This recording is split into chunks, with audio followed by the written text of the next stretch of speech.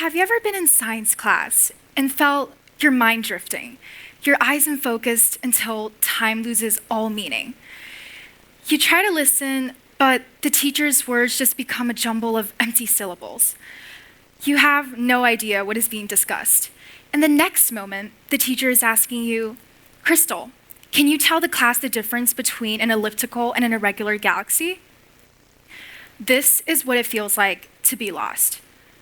In life, not just in science class, there are times when you feel that everything is happening around you, not with you, and that what you're doing in your life isn't getting you any further. Society tells us that feeling lost is a failure, a mistake, something that we should not be proud of. Usually, when we feel lost, the first thing that we do is to panic, because we've been told that whenever this happens, get yourself on the right track immediately and catch up to what you've missed. All you want is a moment of silence, but too many people tell you what you should be doing to be successful. And when big changes happen all at once, your plans are the hardest things to hold together. It's when the life you've built, the years of preparation and hard work, all aimed at that one defining moment on stage, suddenly shatter. The changes that happen, the mistakes that you make, and the people who flood you with advice can become too overwhelming until you feel disoriented and worried. But what if this sensation that feels so negative and bleak isn't a failure? What if it's you finally being courageous enough to question the versions of yourself that were designed to survive, not thrive?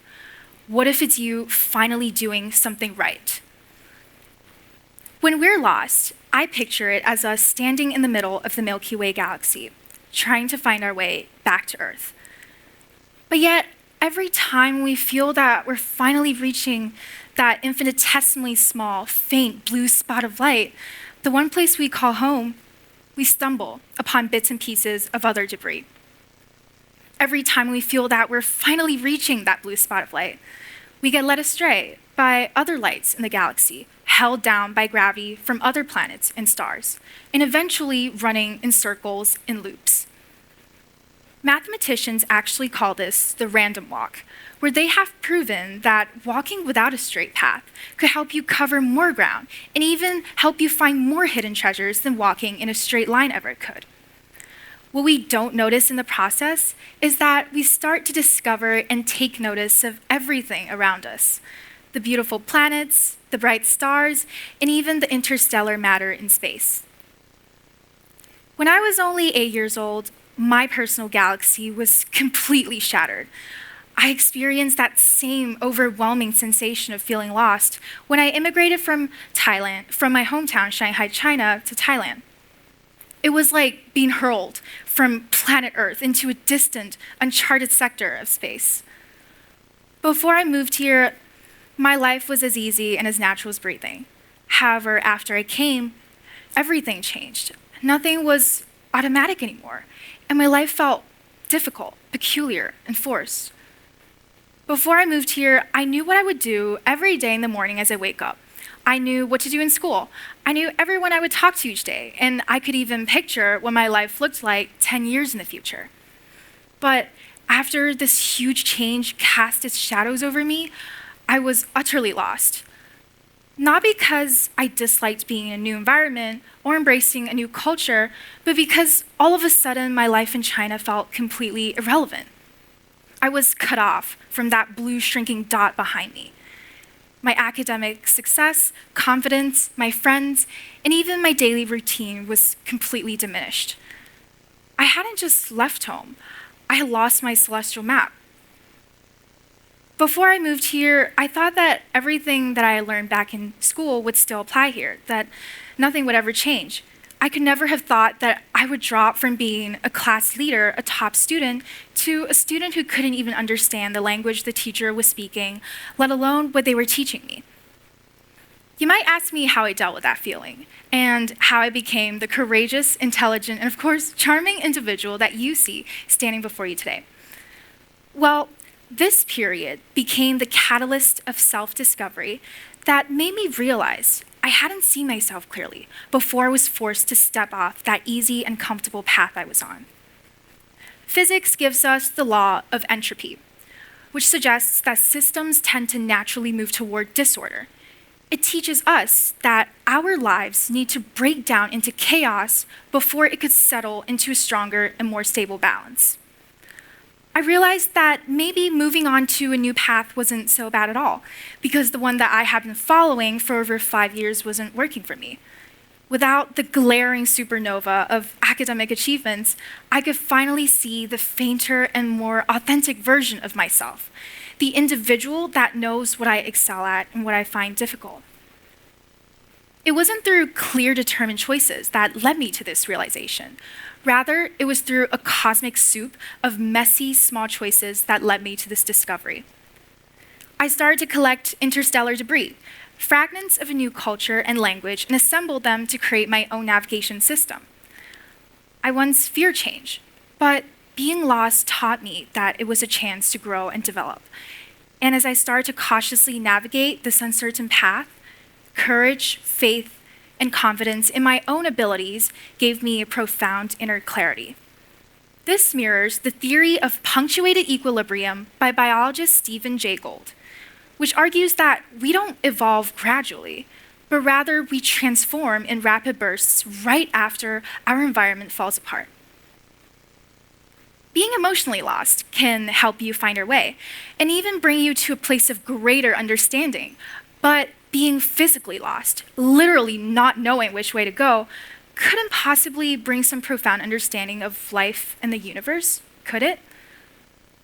While I was traveling Japan just several months ago with my family, I discovered yet another astonishing truth behind the phenomenon of being lost. Before we left, my father, he saved everything on his phone.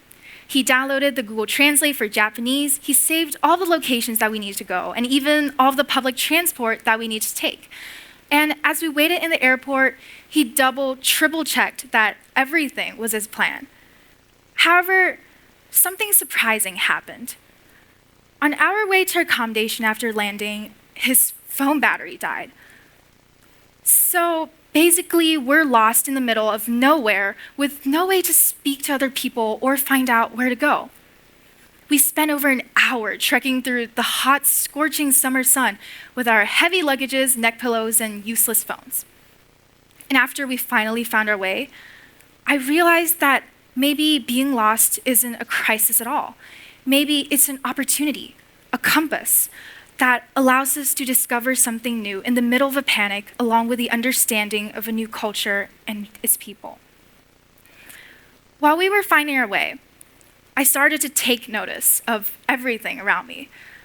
I took a close look at the wide pedestrian walks on the roads, the unique Japanese architecture, the aesthetic izakayas in the streets, and the moms riding bicycles, taking their children alongside with them. I listened to the sound of a foreign language, the chirping of strange birds and insects, and of the daily work and routine of residents living there. I smelled at the fragrance of sakura blossoms, the fresh scent of fruits in a nearby stall, and of the dust settling onto the ground after a rushing subway passed by. In the middle of being lost, with nowhere to turn, I slowed down to look at all of the things that I had missed in my state of panic. Without being lost, I would never have been able to take such a close look at all of the things around me. It was as if, for once in my lifetime, I took a break from the hectic pace of the modernizing world. When we're lost, our senses become heightened because nothing else is more important than the present. Stripped of familiar anchors, we start to look around and recognize the beauty of everything surrounding us. We begin to feel gratitude, appreciation, and humbleness because we don't have the arrogance of thinking that we know all the answers around us. This feeling allows us to truly see, to navigate not by GPS, but by the constellations of human experience and connection. So, why do we feel this clarity when we're completely lost? Well, we live in a world surrounded by mass media and technology where we don't have time to contemplate the things that we're doing because it just needs to be done, like yesterday. It's not you who's pressuring yourself to do all these things. It's society that's propelling you inevitably forwards. But allowing yourself to feel lost offers the break from the familiar, the chance to stop and reflect and to question what truly matters and what true happiness means to us.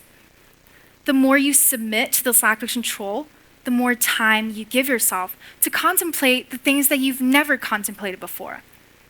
When I was utterly lost in Thailand, I stopped looking at the examples of other people better than me. I started to listen to my own internal feelings.